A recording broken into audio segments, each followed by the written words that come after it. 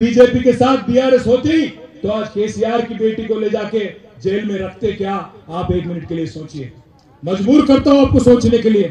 आज बीजेपी में जो भी शामिल हो जाता है, मोदी साहब के जेब में जो भी बैठ जाता है, उस पर कोई कार्रवाई नहीं, उस पर कोई कुछ नहीं होता, कानून उसका कुछ नहीं करता। पर अगर आप मोदी के खिलाफ करेंगे, मोदी से लड़ेंगे, तो आपको ले जाके जेल में डालते हैं।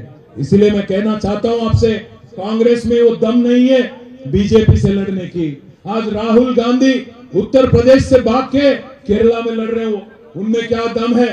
రాహుల్ గాంధీ సొంత సీట్ ఇచ్చిపెట్టి ఉత్తరప్రదేశ్ లో అమేథీలో అక్కడ బీజేపీతో కొట్లాడే దమ్ము లేక పోయి అక్కడ కొట్లాడుతున్నాడు, కేరళలో 2వ సీట్లో కొట్లాడుతా ఉన్నాడు। మరి అట్లాంటి పార్టీ బీజేపీని ఓడగొట్టే దమ్ము లేదు।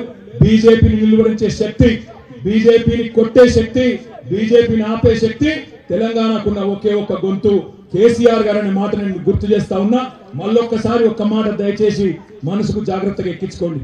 కాంగ్రెస్ అని మోసం బంద్ కావాలంటే, నెలకు 2500 రావాలంటే, నెలకు 4000 పెన్షన్ ముసలులకు రావాలంటే, తులం బంగారం రావాలంటే, స్కూటీలు రావాలంటే బీఆర్ఎస్ గెలవాలి, గులాబీ జెండా గెలవాలి। అట్లయితేనే కాంగ్రెస్ ఒళ్ళు దగ్గర పెట్టుకొని పనిచేస్తుంది తప్ప, లేకపోతే మోసం పార్ట్ 2 చాలా అవుతుంది। రుణమాఫీ కాదు, తులం బంగారం రాదు, ఉన్న ఫ్రీ బస్ కూడా ఎత్తేస్తా అని చెప్పి బెదిరిస్తున్నాడు రేవంత్ రెడ్డి। అందుకే నేను